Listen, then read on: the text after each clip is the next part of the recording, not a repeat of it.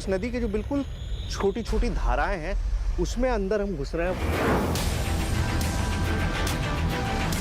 जानवर जरा भी हरकत में आ गए तो चीजें बहुत ज्यादा मुश्किल हो सकती हैं हमारे लिए। देखिए ये एक इतना खतरनाक जर्नी है ना जो शायद मुझे नहीं करनी चाहिए थी।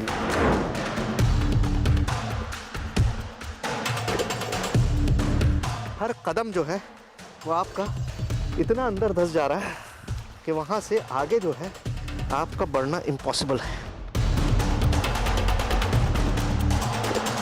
कसम से अब चलना जो है it has become impossible for me. कैसे मैं कर रहा हूँ मुझे ही पता है।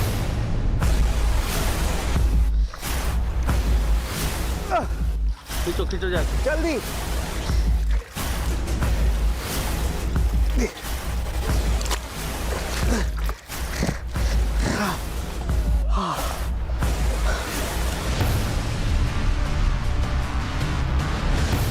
अरे यार पकड़ो इधर। अरे जल्दी खींचो यार। खींचो खींचो खींचो खींचो। अरे आप आओ यार, छोड़ो कैमरा।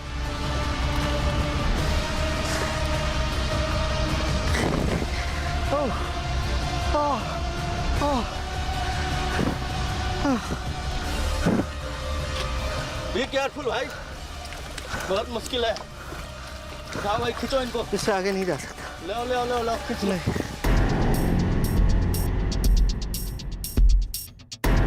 ये रॉयल बंगाल टाइगर का इलाका है। भाग भाग भाग, बैठ जाओ बैठ जाओ बैठ जाओ बैठ जाओ, कुछ मत करो।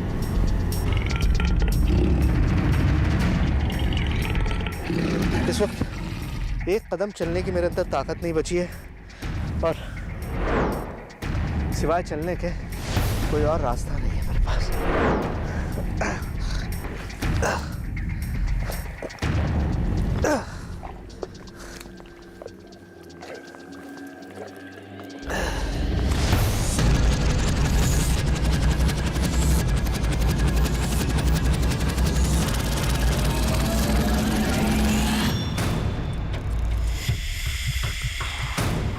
अजीब सी चीज दिखती है जंगल के अंदर में, जो ये बोलते कि ये क्या है। हमको वहां ले चलिए, प्लीज लेके चलिए, प्लीज लेके चलिए। भाई मैं कह रहा हूँ वो बब्बर शेर की मूंछ से खेलने वाली बात हो जाएगी अगर आप कहेंगे कि हमें उतरना है वहाँ पे। शुरू भाई वहां लाइट दिखी है। हाँ देखिए देखिए देखिए देखिए। अरे यार लाइट तो बंद रखो, दिखेगी कैसे ऐसे।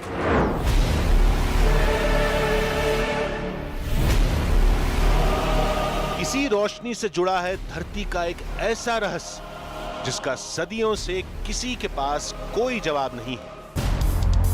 और उसी दैवीय रोशनी को तलाशने हम भी निकल पड़े थे एक खतरनाक, बहुत खतरनाक सफर पर।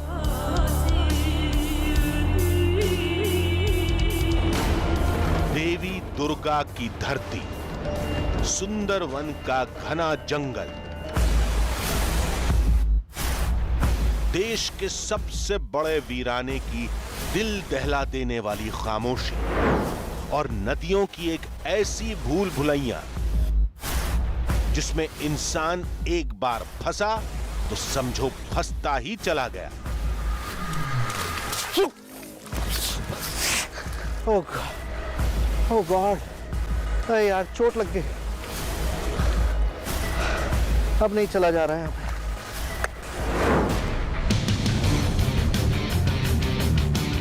आज की कहानी दिल को मजबूत बनाकर देखिए, हर तस्वीर को आंखें खोल कर देखिए, क्योंकि आज सामने आने वाला है देवलोक की एक ऐसी रोशनी का रहस्य जिसमें पूरी दुनिया सैकड़ों वर्षों से उलझी है।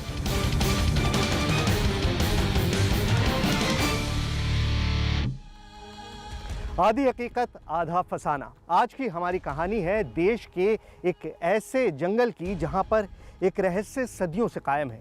ये रहस्य जुड़ा है एक अनजान रोशनी से। दावा है कि उस जंगल में एक नीली रोशनी दिखाई देती है और ऐसा लगता है मानो कोई विशालकाय ज्योत जल रही हो। वैसे तो वैज्ञानिकों ने इस रोशनी को कई अलग अलग तरह के नाम दिए हैं, लेकिन लोगों का दावा है कि असल में ये देवलोक की चमक है जो जंगल में कुछ देर दिखाई देती है और उसके बाद गुम हो जाती है। और दावा ये भी है कि जिसने भी इस रोशनी का पीछा करने की कोशिश की है, इसके रहस्य को सुलझाने की कोशिश की है, वो जंगल से जिंदा लौट कर नहीं आया।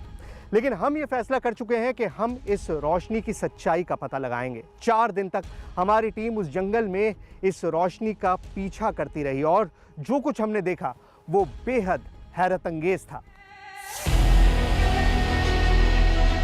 कोई इसे दैवीय रोशनी कहता है तो कोई घोस्ट लाइट, खबरों की दुनिया में इसे एलिया लाइट के नाम से भी जाना जाता है। हकीकत क्या है कोई नहीं जानता। उस रहस्यमयी आसमानी रोशनी को लेकर लोगों के पास केवल खौफ की कहानियां हैं।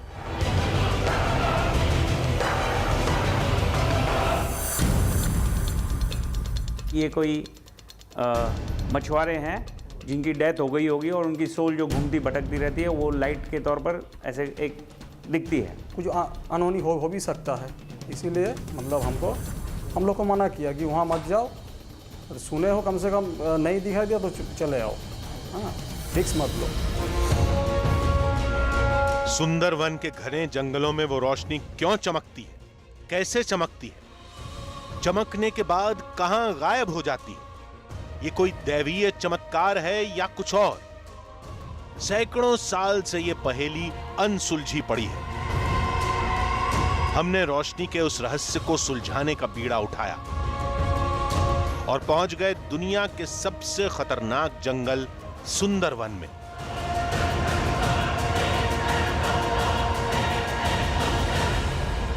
क्या इस दुनिया में कोई ऐसी चीज़ भी हो सकती है जो बाघ से भी ज़्यादा खतरनाक हो? क्या कोई ऐसी चीज़ हो सकती है जिसका डर लोगों के जहन में इतना बैठ जाए कि वो बाघ की बात ना करके उसकी बात करें? नमस्कार, मेरा नाम सुहेल है और बोट के इस तरह के सफ़र मैंने बहुत किए हैं और आपको दिखाए भी हैं, लेकिन ये उन सारी सफ़र से, उन सारी जर्नी से सबसे अलग है, क्योंकि हम दुनिया के उस इलाके में हैं जो अपनी तरह का दुनिया का एक लौता इलाका है। मैं बात कर रहा हूँ सुंदरबन की, यानी वो जगह जहाँ खारे पानी में एक ऐसा जंगल बसा हुआ है जहाँ पर बसता है हिंदुस्तान का सबसे खतरनाक जानवर, यानी कि रॉयल बंगाल टाइगर।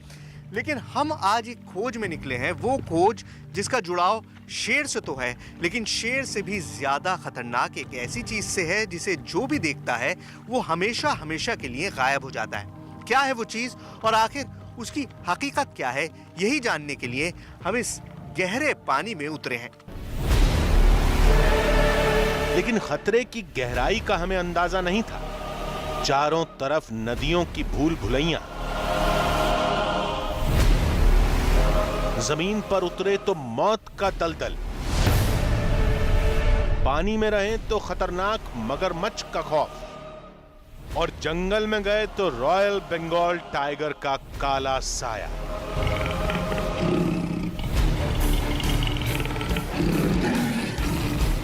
जिसके लिए हमने दिल्ली से 1500 किलोमीटर दूर कोलकाता के सुंदरवन तक का सफर तय किया। लेकिन हमारा असली सफर शुरू होता है कोलकाता से, जहां से सुंदरवन 100 किलोमीटर दूर था। दिव्य रोशनी की खोज में हमें सुंदरवन के आखिरी गांव में जाना था, जिसमें हमारा पहला पड़ाव था गोड़खाली टापू।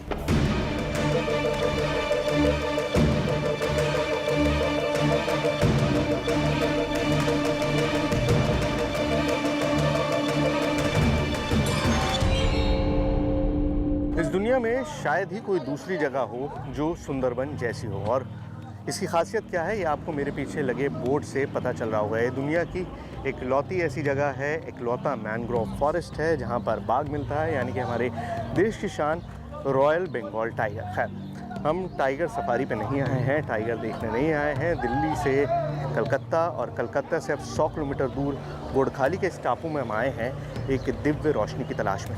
एक ऐसी रोशनी जो आसमान से उतरती है और सुंदरबन के जंगलों में कहीं समा जाती है, लोगों को दिखाई देती है। जो उसके पीछे जाता है वो वापस नहीं लौटता।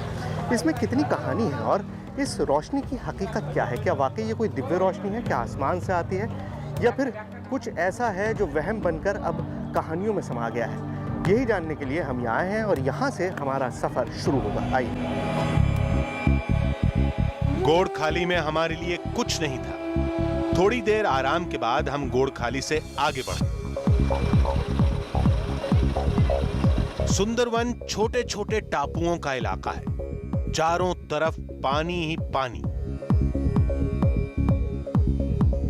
एक गांव से दूसरे गांव जाने के लिए नाव के अलावा दूसरा कोई साधन नहीं है। किनारे पर सुंदरवन का घना जंगल दिखाई दे रहा था। कहते हैं जंगल के दलदल वाले हिस्से में ही वो दैवीय रोशनी दिखती है।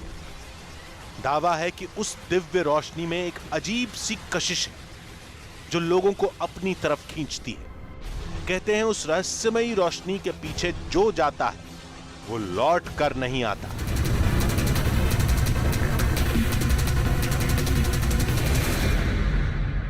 पिछले 2 घंटे से हम यहाँ पर हैं। इन्हें बैक वाटर्स कहा जाता है, यानी कि वो पानी जो समुद्र से वापस पीछे की तरफ आता है, ज़मीन की तरफ आता है जब हाई टाइड होता है। और यहाँ का पूरा इकोलॉजी और यहाँ का पूरा ट्रांसपोर्ट यानी कि आना जाना सब कुछ इसी टाइड पे निर्भर है। जब ज्वार ऊपर आता है तभी बोट्स चल पाती हैं, जब ज्वार नीचे चला जाता है तो बोट्स मिट्टी में फंस जाती हैं।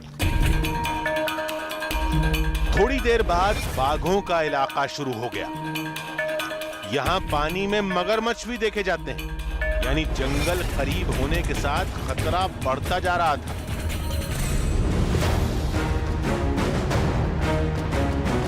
नाविक ने बताया कि हम अपनी मंजिल के बेहद करीब हैं।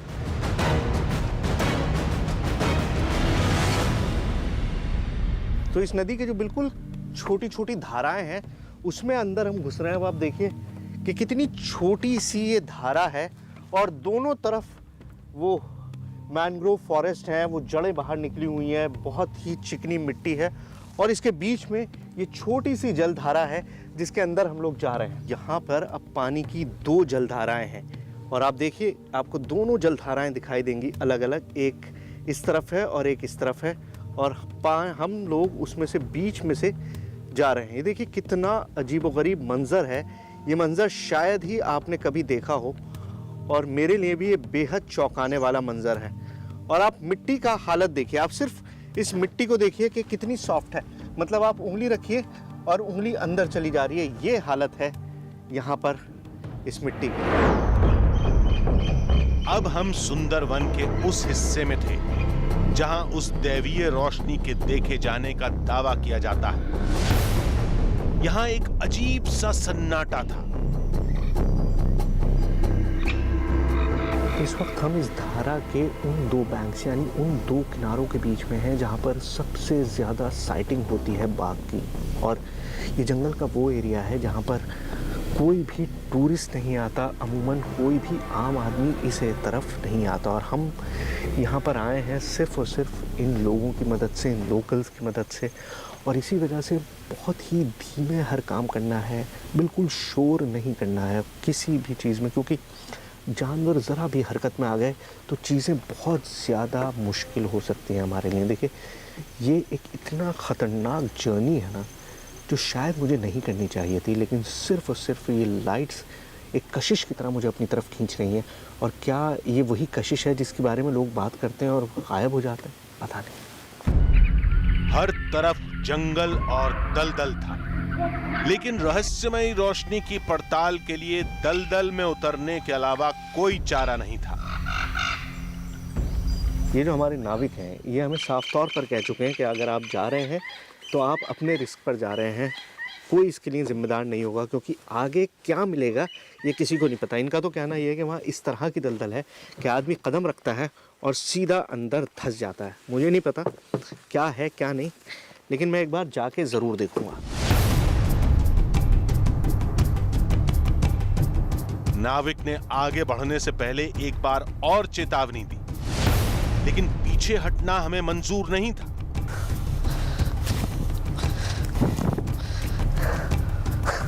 इट्स इम्पॉसिबल, यहाँ हर कदम चलना मुश्किल है। और ये देखिए ये मिट्टी इतनी चिकनी है कि पैर सीधा अंदर धंस जा रहा है। कैसे वहाँ तक पहुँचेंगे पता नहीं, लेकिन जाना तो है। चलो जी।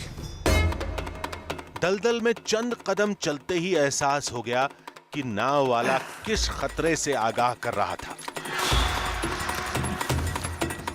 बिल्कुल ऐसा लगा जैसे अंदर ही चला जाऊंगा।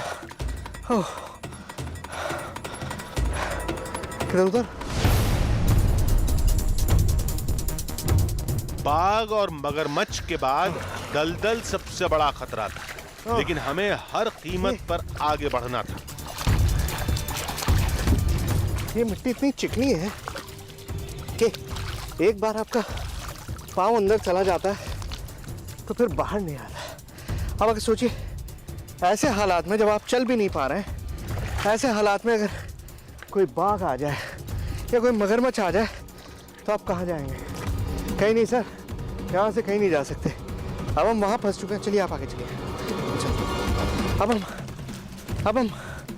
अब हम वहाँ फंस चुके हैं जहाँ से हम चाहकर भी अपने आप को नहीं निकाल सकते। ये हालत है।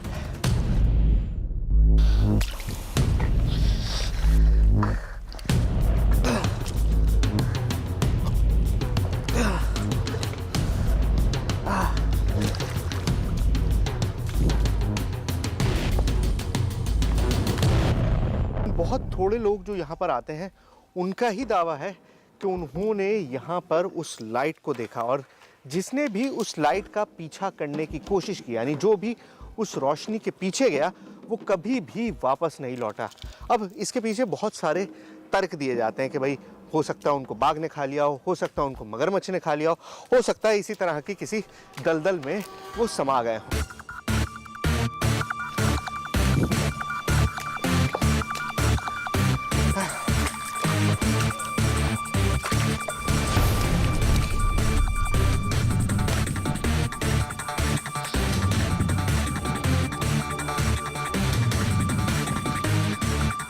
ये रॉयल बंगाल टाइगर का इलाका है। मुझे हर आदमी यही बताया जा रहा है कि यहाँ पर आप उस रोशनी की तलाश में कहीं उन आँखों की चमक में मत खो जाइएगा जिसे रॉयल बंगाल टाइगर कहते हैं, यानी कि वो शेर जिसको देखने के बाद बड़ों बड़ों की गिग्गी बन जाती है। कोई भी उसके सामने आने के बाद अपने आप को पहचान नहीं पाता है।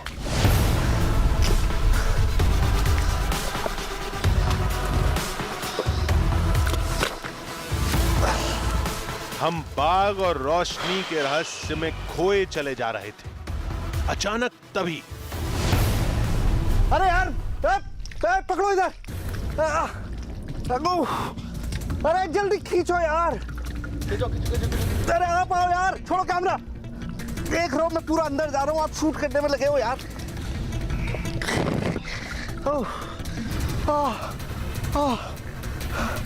क्या था ये? हाँ भाई खींचो इनको। इससे आगे नहीं जा सकता। ले खींच लो। खींचो, ले चलो इनको और जंगल में। इससे आगे नहीं जा सकता मैं। एक कुछ सहारा लो, सहारा लो।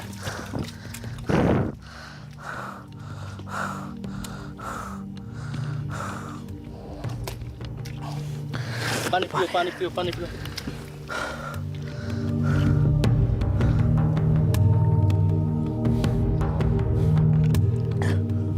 बिल्कुल ऐसा लगा जैसे मिट्टी अंदर खींच रही। पहले मेरा पैर यहाँ तक था, उसके बाद यहाँ पहुँचा और फिर एकदम से पूरा पैर अंदर जाने लगा। मेरी समझ में ही नहीं आया कि आगे और भी होगा ऐसा क्या, और है? ये समझेंगे भी नहीं। गॉड, चलो। It's impossible. I shouldn't have done this. ये मुझे करना नहीं चाहिए था, लेकिन मैंने किया है और अब मैं उस हालत में हूँ कि मेरे पास वापस जाने का भी कोई रास्ता नहीं है। चलो।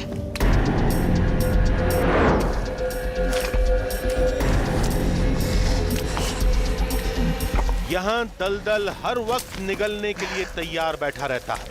वो बस आपके एक गलत कदम का इंतजार करता है।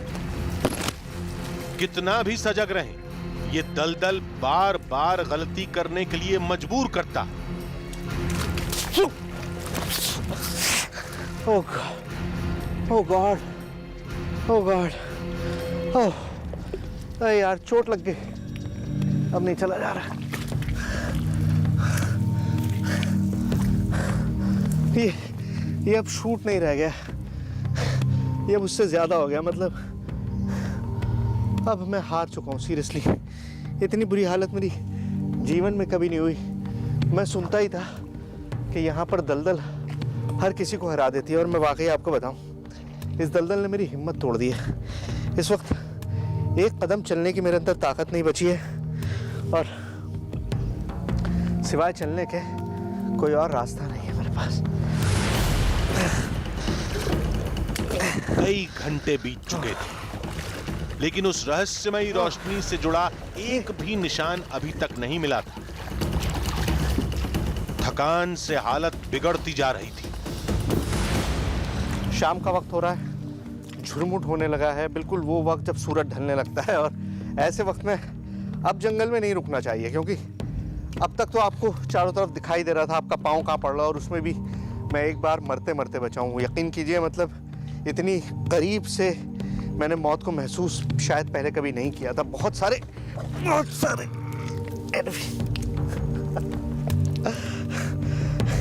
लग रहा है ये हमको जाने नहीं देगा। तभी एक आवाज ने हमारे रोंगटे खड़े कर दिए।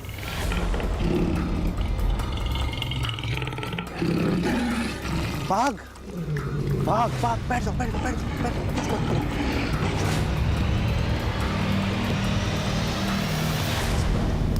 बैठो, उधर से निकलो।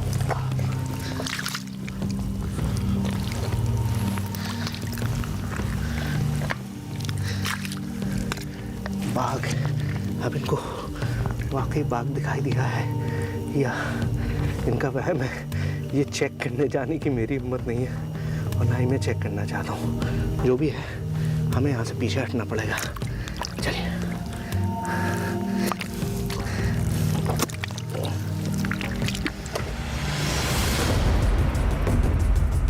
शाम होते ही जंगल में बाघों की हलचल बढ़ जाती है।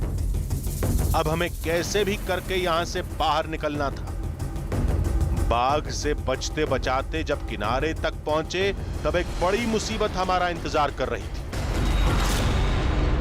मैंने आपको बताया कि यहाँ पर सब कुछ ज्वार की वजह से होता है, हाई टाइड और लो टाइड पर आधारित है।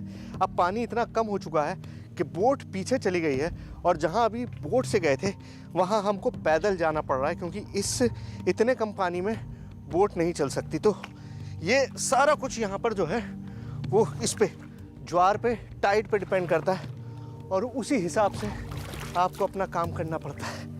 तो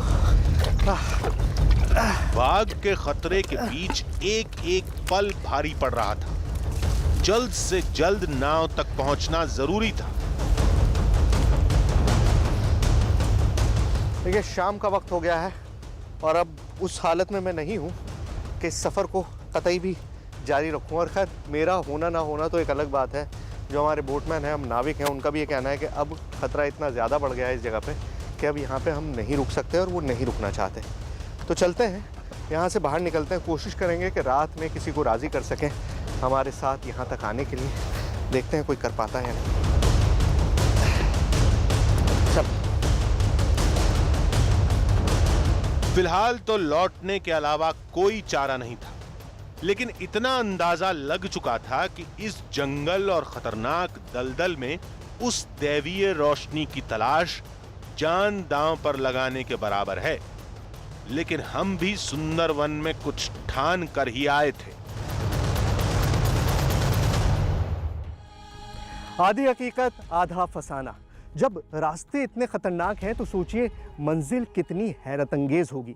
सुंदरबन का ये सफ़र हमने जितना सोचा था उससे कहीं ज़्यादा खतरनाक था, लेकिन असल चुनौती तो अभी आनी थी। देवलोक की उस रहस्यमयी रोशनी की तलाश में हमें रात के अंधेरे में एक ऐसे रास्ते पर जाना था जिसके बारे में हम तो क्या, वहाँ रहने वाले लोग भी कुछ नहीं जानते। ফুলের মধু গো দেব তোমায় বধু গো কেওড়া গোরান সুন্দরী বান নানা ফুলের মধু আছে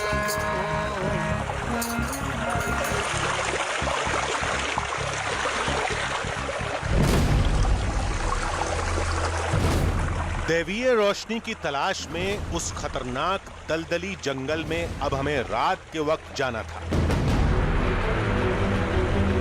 वहां के हर खतरे से निपटने की तैयारी करनी थी, जिसके लिए हमें एक शख्स से मिलने के लिए कहा गया।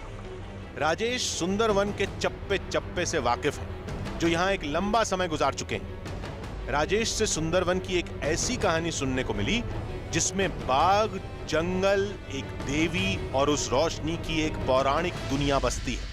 कभी कभार मुझे एक हेलो दिखाई देता है, ग्रीनिश हेलो दिखाई देता है जंगल के ऊपर, और मैंने बहुत बार इस बारे में सोचा है और बात भी की गांव वालों से कि ये लाइट कहाँ से आ रहा है।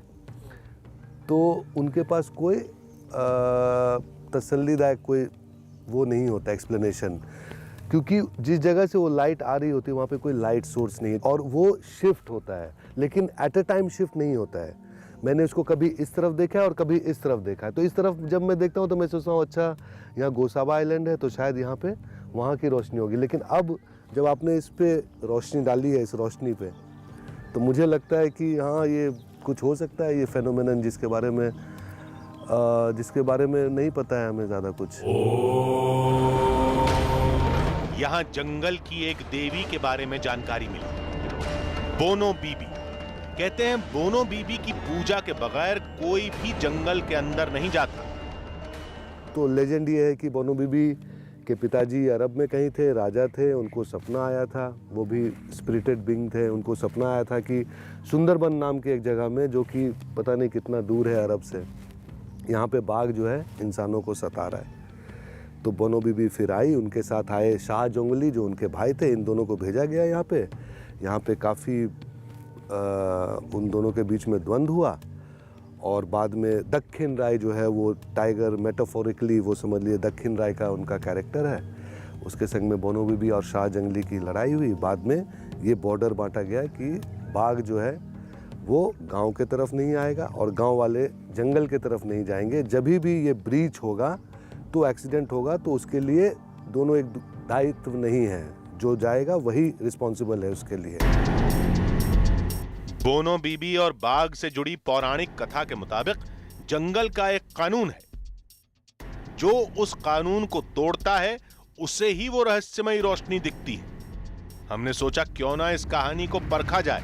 शहद जमा करने वाले जंगल के इस कानून को रोज तोड़ते हैं। हमने शहद जमा करने वाले उस शख्स को खोज निकाला जिसे वो रोशनी एक बार दिखी थी। उस शाम को बोट लगा के हम रुका है, रात में देखा कि ये एक लाइट निकला नदी का, जो मैंग्रोव है ना, मैंग्रोव का ऊपर एक लाइट देखा। लाइट देख के हम उधर एक तो डर लगा, वहाँ से निकला, दूसरा जगह में पहुँचा, वो भी आधा घंटा 30 मिनट के बाद देखा जो आबर एक लाइट निकला। वहाँ से देख के आरे पास में किया, वहाँ भी देखा। वो लाइट देख के हमको बहुत एकदम डर लगा। रात में हमें भी उस रोशनी की तलाश करनी थी। सोचा क्यों ना भोला के साथियों के साथ जंगल से शहद जमा करके हम भी जंगल का कानून तोड़ें। और इस काम की शुरुआत हुई बोनो बीबी की पूजा से। खड्गधारिणी चंडी श्री दुर्गा देवी नमोस्तुते।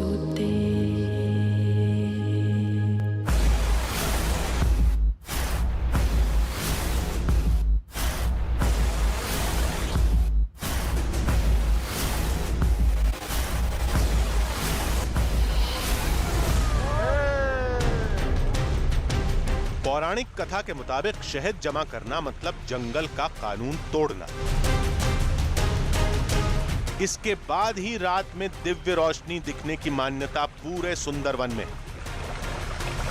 हम भी उसी मान्यता को परखने जा रहे थे। यहाँ पर उतरना है, यहीं पे उतरना है।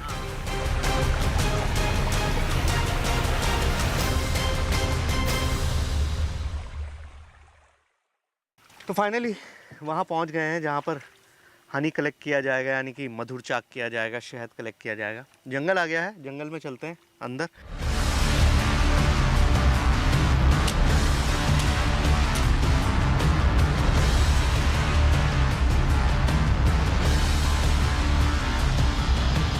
पर इतना ज़्यादा घना है कि एक एक कदम चलना भी यहाँ मुश्किल हो रहा है। और ये लोग यहाँ पर पेड़ तलाश रहे हैं, वो पेड़ जहाँ पर मधुमक्खी का छत्ता हो, ताकि उस छत्ते को उतारा जा सके। मिला चाक मिला? मिला मिला मिला मिल गया? किधर?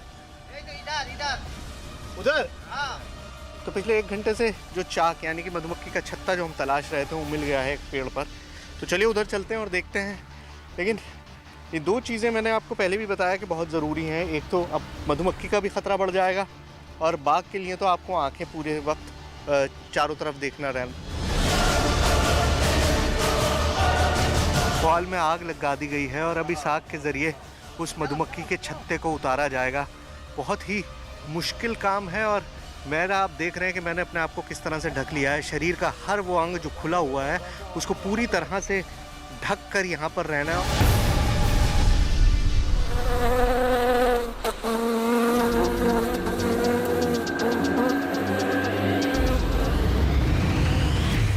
आप अगर देख पा रहे होंगे तो वो पीछे आपको मधुमक्खी का छत्ता दिखाई दे रहा होगा।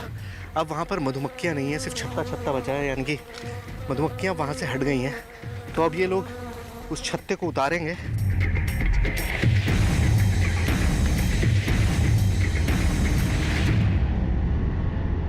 क्या बात है? हाँ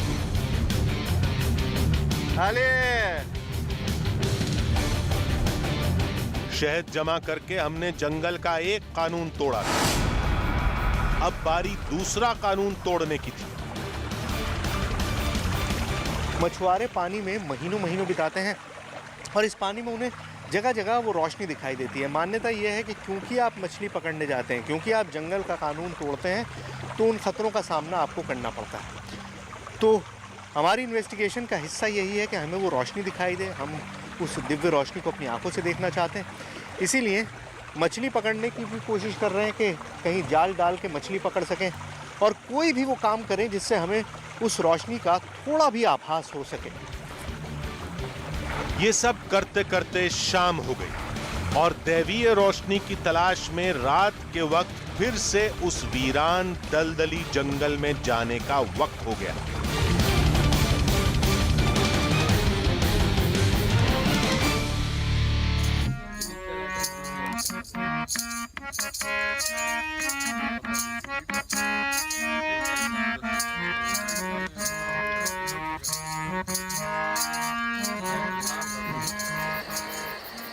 रात में एक एरी साइलेंस है, चारों तरफ बिल्कुल घुप अंधेरा और सन्नाटा है। अब रात में इस मैंग्रोव फॉरेस्ट के अंदर जाना ख़तरनाक है, मैं आपको बता ही चुका हूँ। यहाँ शेर है, बाघ है, यहाँ पर क्रोकोडाइल्स हैं, बड़े बड़े मगरमच्छ हैं। लेकिन वो लाइट, वो दिव्य लाइट जो लोगों को दिखाई देती है, वो रात में ही दिखाई देती है, क्योंकि रात में रोशनी नहीं होती और जगह जगह वो लाइट दिखाई देती है। तो उसके लिए ज़रूरी है कि हम अंदर जाएं। इस बोट के ज़रिए हम मैंग्रोव फॉरेस्ट में अंदर जाएंगे। उन छोटे छोटे चैनल्स में जो छोटी छोटी नदियां हैं यहाँ पर, उनमें अंदर जाकर देखने की कोशिश करेंगे कि क्या हमको कुछ ऐसा दिखाई देता है या नहीं देता है। कम हम एक बार फिर उसी वीरान जंगल में जा रहे थे जहां दिन के उजाले में कई खतरों का सामना किया था, लेकिन दैवीय रोशनी की तलाश में अब रात में जाना था। इस इलाके में मैं दिन में भी आया था, या इसी तरह का इलाका रहा होगा, क्योंकि सब एक जैसे लगते हैं। तो इस इलाके की सबसे बड़ी खासियत ये, इकोसिस्टम दुनिया में अपनी तरह का इकलौता इकोसिस्टम है। जहाँ पे भी रिवर डेल्टा बनती है वहाँ पर इस तरह का सिस्टम होता है। अब आप देखिए, यहाँ पर पौधे भी मौजूद हैं, समुद्र पानी भी मौजूद है, और इसी में आप सफ़र कर रहे हैं। ये अपनी तरह का इकलौता इकोसिस्टम होता है जहाँ पे समुद्री पानी के अंदर रेत में इस तरह के पौधे उगते हैं, इस तरह के पेड़ उगते हैं, और यही इस इलाके को इतना ख़ास बनाता है।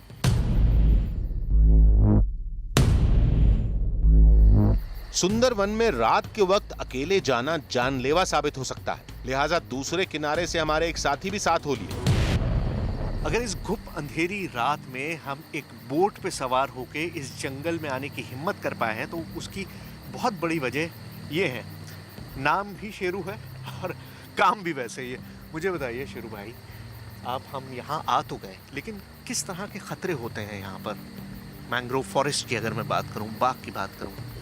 यहाँ तो सबसे पहले सबसे खतरनाक जानवर जो है वो है रॉयल बंगाल टाइगर, जो कि सब स्पीशीज मिला के भी अगर आप उनकी ताकत की बात करें तो सबसे खतरनाक हमारा रॉयल बंगाल टाइगर कहलाया जाता है। वो खतरनाक इस कदर है कि वो पानी से भी जंप कर सकते हैं हम जैसे बोट बार को। बार इधर उधर देख रहे हैं, बार बार आप नजर दौड़ा रहे हैं इधर उधर इधर उधर इधर उधर, तो उनका कुछ अंदाजा नहीं लगाया जा सकता। हाँ। और अगर हम पानी में भी गिरे तो यहाँ बड़े बड़े मगरमच्छ है, हाँ। जो कि हमसे भी हाइट में बड़े और मोटे तगड़े हैं। अच्छा। तो यही है कि हमें उनको नजर में रखना होगा और अपना काम भी निकालना होगा एट द सेम टाइम। हम एक बार फिर सुंदरवन के संकरे चैनल्स वाले इलाके में पहुंच चुके थे।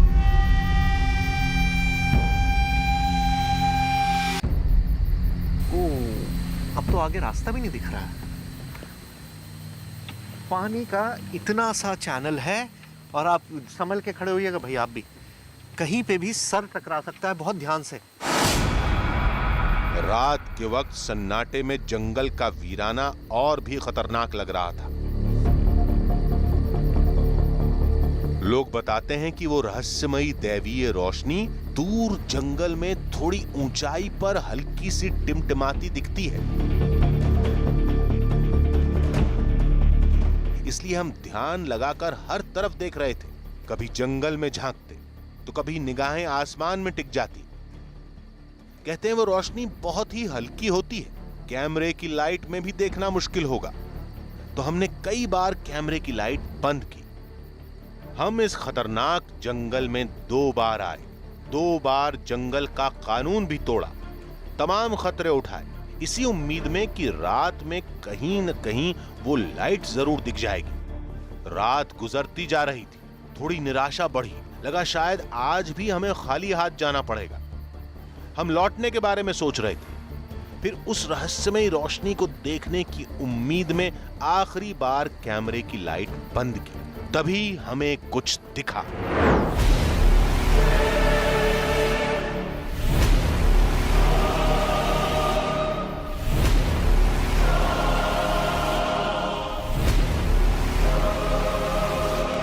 शुरू भाई, वहां लाइट दिखी है। देखिए देखिए देखिए देखिए। अरे यार, लाइट तो बंद रखो, दिखेगी कैसे ऐसे?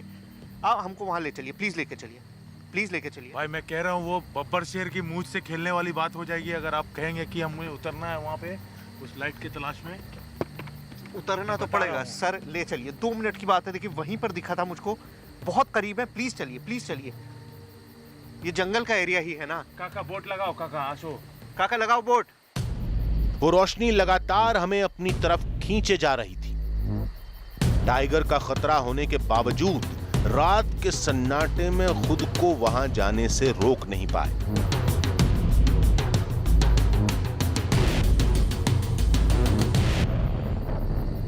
देखिए जंगल में अंदर भी आ गए, मुझे लाइट दिखी थी। I can swear on that. मतलब मैं बिल्कुल दावे से कह रहा हूँ कि मैंने एक हल्की सी रोशनी देखी थी। क्या थी मुझे नहीं पता। शुरू भाई, भाई वो जंगलों का खेल है भाई, वो जंगल अभी खेलेगा हम लोगों से। हम इस लाइट की तलाश में है जो सदियों से कहानी में चला आ रहा है भाई, पर हम खोजेंगे जब तक वो दिखेगा नहीं हमें, और पूरी कोशिश रहेगी। जंगल तो खेलेगा, लेकिन अब तो यहाँ तो हालत ये हो रही है कि मतलब कदम भी उठाना जो है वो इम्पॉसिबल हो गया। ये वो लाइट हमें दोबारा नहीं दिखी। रात में खतरा बढ़ता जा रहा था। शेरू लगातार बाघ के हमले को लेकर आगाह कर रहा था।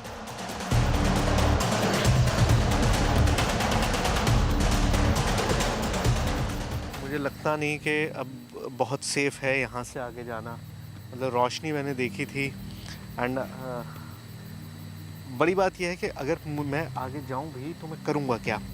ज़्यादा बेहतर है कि कुछ ऐसे लोगों को इन्वॉल्व किया जाए जो इस बारे में जानते हों, कुछ ऐसे पैरानॉर्मल एक्सपर्ट्स जो हमारी मदद कर सके, पैरानॉर्मल एक्सपर्ट्स, और उनको इन्वॉल्व करके इस बारे में पता लगाने की कोशिश करें कि आखिर वो था क्या। चलिए वापस चलते हैं बोट की तरफ, क्योंकि इतनी रात में यहाँ पर जंगल में रुकना इट्स इम्पॉसिबल।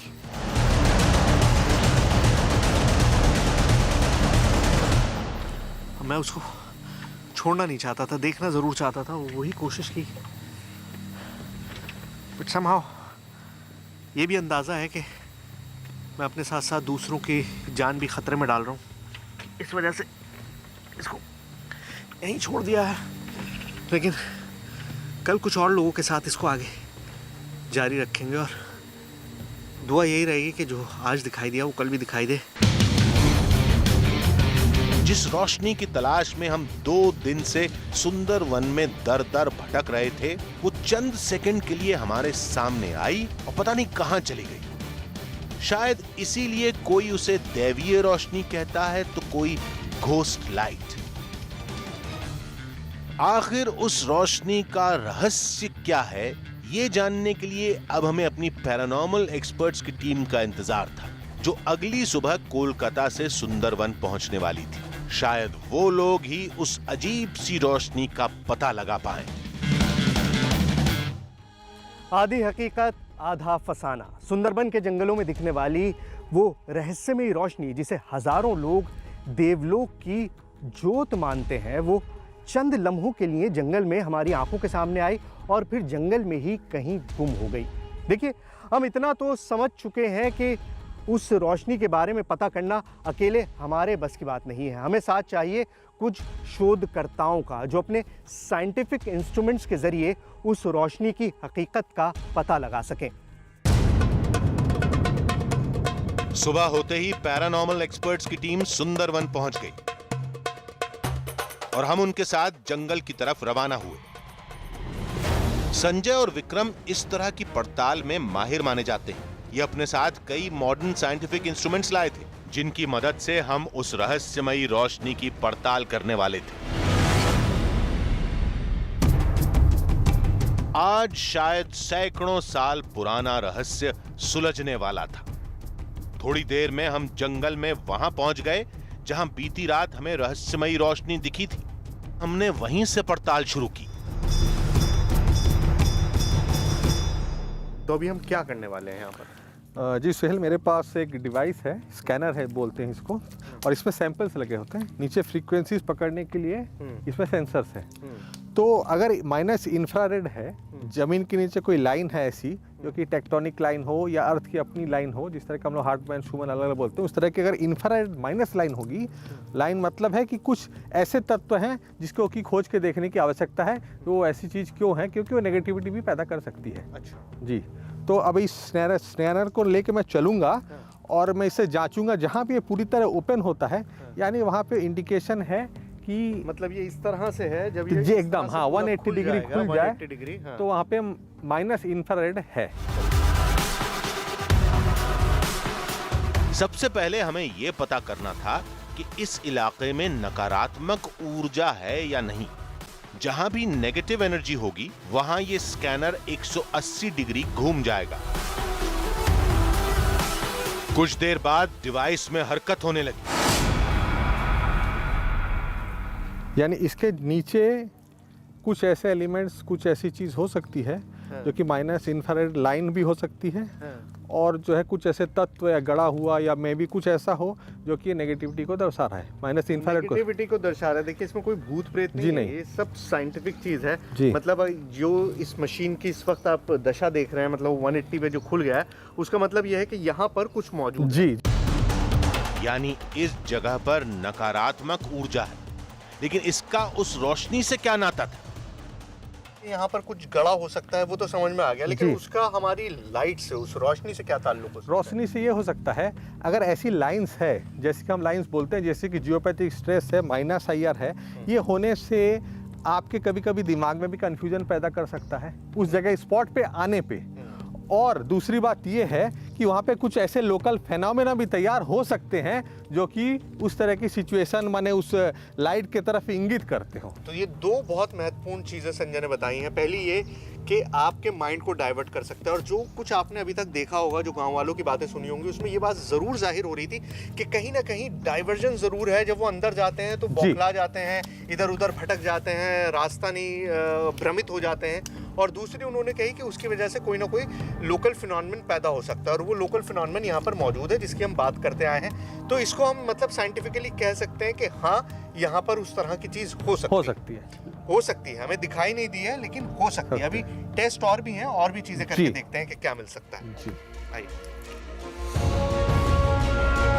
अब इस जंगल की पहेली कुछ कुछ सुलझती नजर आ रही थी,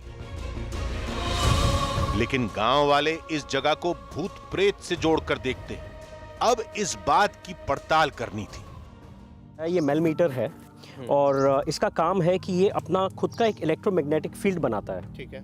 उस इलेक्ट्रोमैग्नेटिक फील्ड में अगर कोई भी दूसरी एनर्जी अगर आके टकराए या इंटरफेयर करे तो ये हमें विजुअल, जो कि यहाँ पे 4 लाइट्स हैं, अगर आप देख सकते हैं यहाँ पे 4 लाइट्स हैं, और साउंड के जरिए हमें बताता है। अच्छा, ये 4 लाइट्स ये चलती हैं, ये देखिए ये 4 लाइट्स हैं और ये साउंड आने लगेगा।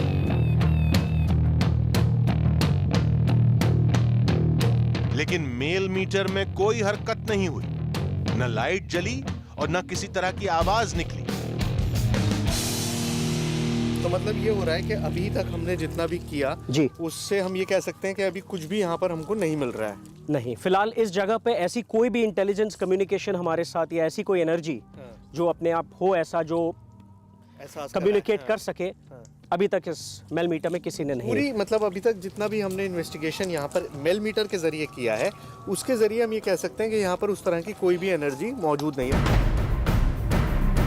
यानी जंगल में जिस जगह रहस्यमयी रोशनी को देखा जाता है वहां नकारात्मक ऊर्जा तो है, लेकिन कोई अनजान शक्ति नहीं है जिसका दावा गांव वाले करते हैं। लेकिन रोशनी की पहेली अब तक अनसुलझी थी, जिसके लिए हमने एक नए डिवाइस की मदद ली। सबसे पहले मैं आपको इंफ्रारेड जो डिवाइस है उसका इस्तेमाल बता रहा हूँ कि किस तरह से होता है।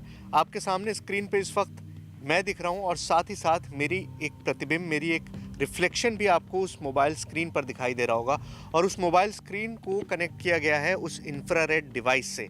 तो जिस भी चीज़ में थोड़ी सी गर्मी होगी जो बाकी सबसे अलग होगी तो उसका कलर अलग आएगा। जो चीज़ ठंडी होगी वो ब्लूइश टिंज में दिखाई देगी, और जो चीज़ जितनी ज़्यादा गर्म होगी उसका हीट सिग्नेचर ऑरेंज, रेड उस तरह से दिखाई देगा। जो सबसे ज़्यादा तेज़ होगी वो वाइटिश हो जाएगी। ठीक है, तो यही आपको इस वक्त मेरा शरीर आपको दिखाई दे रहा होगा पूरा स्क्रीन पे। पेड़ पौधे दिखाई दे रहे होंगे, सब में जिसमें भी थोड़ी बहुत गर्मी है वो आपको कलर आपको दिखाई दे रहा होगा। तो ये ही इस डिवाइस का उपयोग है, और इस डिवाइस को हम यहाँ पर इस्तेमाल करेंगे स्वैम्प में, इसलिए क्योंकि यहाँ ज़मीन में पानी है, सब कुछ ठंडा ठंडा होता है। तो कोई भी अगर चीज़ ऐसी है जो हल्की सी भी गर्म है, जिसमें हरारत है, वो आपको इसमें दिखाई देगी। रोशनी में गर्मी होती है। उम्मीद यही थी कि अगर वो रोशनी इस वक्त भी हमारे कहीं आसपास होगी तो वो इस इंफ्रारेड डिवाइस में जरूर दिखेगी। पेड़ हमको दिखाई दे रहे हैं चारों तरफ, जिधर भी हम देखने की कोशिश कर रहे हैं वो पेड़ है। वहां पर ये सब पेड़ों का थर्मल सिग्नेचर्स है। ये पेड़ हैं, ये पेड़ों की शाखाएं हैं, तो इसके अंदर हमको वो रोशनी तो दिख नहीं रही है। नहीं दिख रही है जो हमें साइंटिफिकली कंक्लूड कर सके कि कुछ अननेचुरल या कुछ ऐसे माने सुपर नेचुरल चीज है, वो इस लाइट के इसमें दर्शा नहीं रहा है। नहीं, वो रोशनी की जो बात हो रही थी कि वो दिखाई देती है, अब जाहिर है रोशनी है तो जरूर पकड़ में आना अंदर कोई थर्मल सिग्नेचर भी होगा। जी। वैसा कुछ भी यहाँ पर नहीं है, नहीं दिखाई दे रहा। अभी हमारी तफ्तीश चल ही रही थी कि बाघ का आतंक एक बार फिर राह में रोड़ा बन गया। सर, तो वो हमारा जो राजेश है ना, वो बता रहे हैं कि इस इलाके में कहीं टाइगर साइटिंग हुई है, और रेंजर ने उसको बताया, तो निकलते हैं अभी यहाँ से। जी। आज ये छोड़िए, मत करिए, चलिए। हमारे साथ कई लोग थे और ऐसे में रिस्क नहीं लिया जा सकता, लिहाजा हमें तुरंत जंगल छोड़ना पड़ा।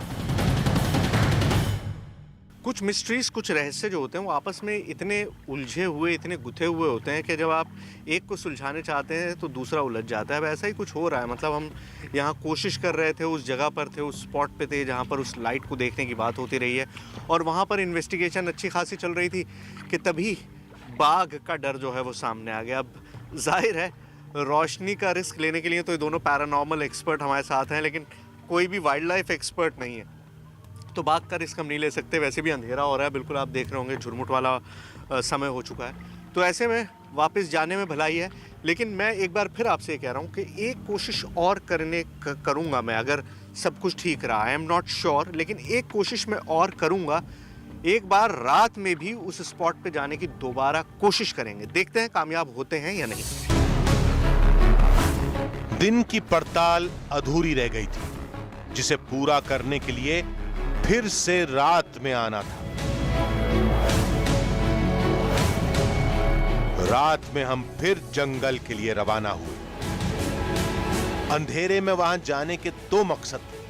पहला, दिन की अधूरी पड़ताल पूरी करनी थी। दूसरा, रात में उस रोशनी के दिखने के चांस बढ़ जाते हैं। गांव के कुछ लोग भी हमारे साथ थे। अगर वो रोशनी एक बार और दिख जाती तो किसी नतीजे पर पहुंचना आसान हो जाता। रात में पड़ताल करनी थी, लिहाजा हम अपने साथ नाइट विजन वाले इक्विपमेंट्स लेकर आए थे। पहले थर्मल इमेजिंग से इंफ्रारेड रेडिएशन पकड़ेंगे, ठीक है। ये क्या क्या लेटेंट हीट ऑब्जर्व हो रही है कि नहीं हो रही है, ठीक है। या उसका अपने इलेक्ट्रॉनिक डिवाइस में क्या आ रहा है रीडिंग, ठीक है। और अगर थोड़ा सा भी फ्लिकर है, इवन इफ मतलब ये 1 सेंटीमीटर है उससे कम भी हो, तो भी हमारे कैमरे में कैप्चर हो। ठीक है। तो सबसे पहले थर्मल इमेजिंग से ही शुरू करेंगे, और उसके लिए मैं वही करूंगा कि मैं अपना कैमरा बंद कर देता हूँ, लाइट बंद कर देते हैं, कैमरा रोल रखेंगे और आप अपना इन्वेस्टिगेशन उसमें करिए, ठीक है? चलिए।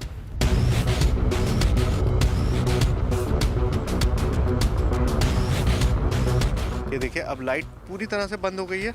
सिर्फ इस कैमरे की, इस डिवाइस की लाइट में आपको एक एक चीज़ दिखाई दे रही है। अब ये पौधों का पूरा फॉर्मेशन दिखाई दे रहा है, जहाँ जहाँ पत्ती है, वो पीछे नदी का पानी दिखाई दे रहा है कि आपको पानी का कलर डिफरेंट है। कुछ भी अभी तक ऐसा नहीं दिखा है जो सरप्राइजिंग हो या जिससे हम कुछ हिसाब लगा सकें कि कहाँ पर क्या है। जी जी जी। थर्मल इमेजिंग डिवाइस में किसी तरह की रोशनी या उससे जुड़ी गर्मी नहीं दिखाई दी। दिन की पड़ताल की तरह ही सब सामान्य दिखा। फिर हमने इलेक्ट्रोमैग्नेटिक रीडर को काम पर लगाया। जी, ये है इलेक्ट्रोमैग्नेटिक मीटर, और इलेक्ट्रोमैग्नेटिक फील्ड है। अगर उसमें कुछ भी चेंजेस होते हैं एनर्जी फील्ड में, तो इसका जो मीटर है ये रिकॉर्ड करता है। तो इससे फायदा क्या होगा?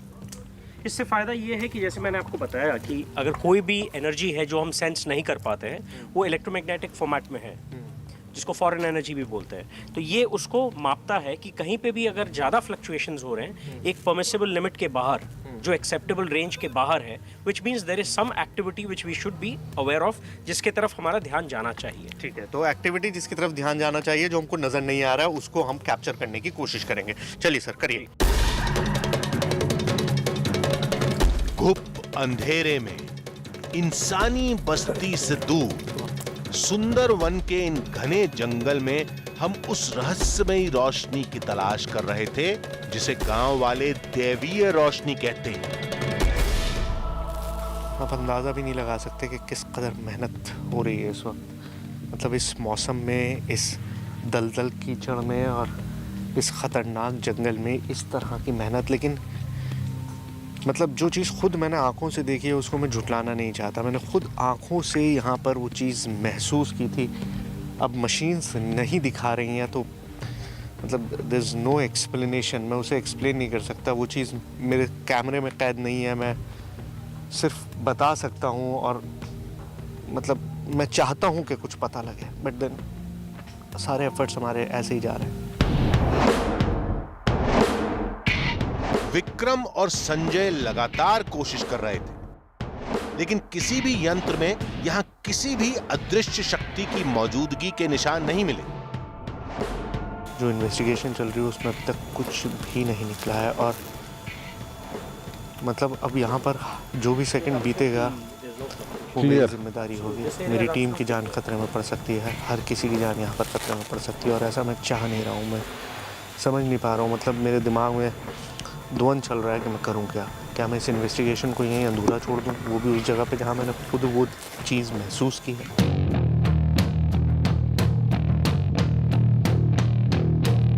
कई घंटे कोशिश करने के बाद भी कुछ हाथ नहीं लगा।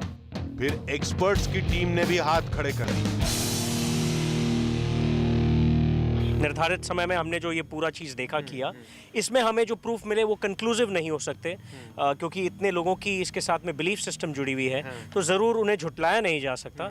मगर हमारे मशीन्स ने क्योंकि अभी हमें कुछ नहीं कहा, तो हमें यही मान के चलना पड़ेगा कि इस समय ये मशीन्स शायद इनफ नहीं है ये नेचर को कैप्चर करने। वैसे भी कहा जाता है रहस्यमय लाइट है, आप इसके पीछे जाएं ये पीछे जाएगी, आप खुद जाएं पीछे तो आपके पीछे आएगी। ये लुका छिपी का बहुत अद्भुत खेल है जो कि प्रकृति हमारे संग खेल रही है।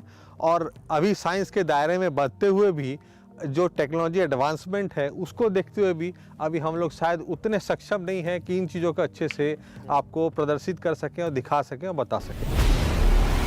मना करने के बावजूद हमने कोशिश जारी रखी, लेकिन बाघ के खतरे से साथ में आए गांव वालों की घबराहट बढ़ती जा रही थी।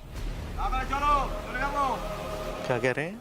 वो बोल रहा कि तातड़ी चलिए, नाले वो बोट छोड़ के चले जाएगा। मतलब जल्दी जल्दी चलिए। जल्दी चलने। अब हमारे सामने और कोई चारा नहीं था।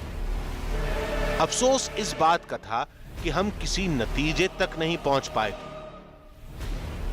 तो नेचर से कभी भी आप स्ट्रांग नहीं हो सकते, कभी भी आप नेचर से टकरा नहीं सकते, और शायद सुंदरबन ने यही साबित कर दिया है। हमें वो रोशनी दिखा के भी खाली हाथ लौटना पड़ रहा है। और जैसा किसी ने मुझसे कहा था इस जंगल में आते ही कि ये जंगल सबको हरा देता है, हर कोशिश के बावजूद मैं हार चुका हूँ। जंगल के ऊपर आसमान में हमें जो रोशनी दिखी थी वो कहां से निकली थी, फिर कहां गायब हो गई, इसका पता नहीं लगा पाए।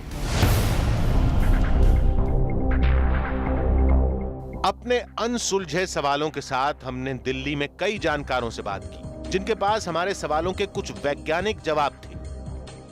जो भी वाटर लॉक्ड एरिया होता है उसमें एक्युमुलेशन होता है मीथेन का, जितना भी ये है या पैडी फील्ड है, सबसे ज़्यादा इसीलिए कहते हैं पैडी फील्ड रिलीज करता है बिल्कुल मीथेन।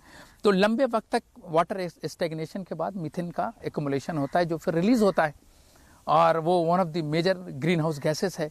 वो इन्वायरमेंट के लिए भी नुकसान पहुंचाता है, ग्लोबल वार्मिंग में सपोर्ट करता है। तो मार्शी एरिया मीथेन प्रोड्यूस करता है, ये फैक्ट है, राइट। सो देयरफॉर वहाँ पे मीथेन होता होगा, लेकिन साइंटिफिक अभी इसका पहलू उस कंक्लूजन तक नहीं पहुंचा है। वैज्ञानिकों की बातें अपनी जगह सही हो सकती हैं, लेकिन ये उस रहस्यमयी रोशनी की पहेली को सुलझाने के लिए पर्याप्त नहीं है। सुंदरवन की 4 दिन की पड़ताल में इतना तो समझ में आ गया था कि जंगल में अनजान शक्ति का खौफ एक फसाना है। हो सकता है बाघ को ही उस अनजान शक्ति से जोड़कर देखा जाता हो, जो सुंदरवन की सबसे बड़ी हकीकत है। लेकिन उस रहस्यमयी रोशनी की पहेली हकीकत और फसाने के बीच उलझ कर रह गई।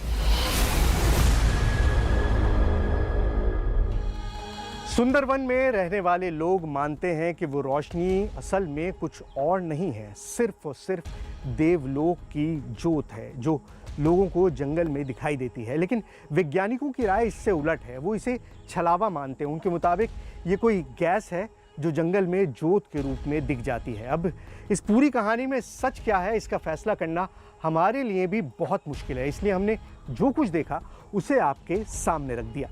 तो अगले हफ्ते फिर मिलेंगे एक नई कहानी के साथ, जिसमें थोड़ा सच होगा, थोड़ा बहाना, आधी हकीकत, आधा फसाना।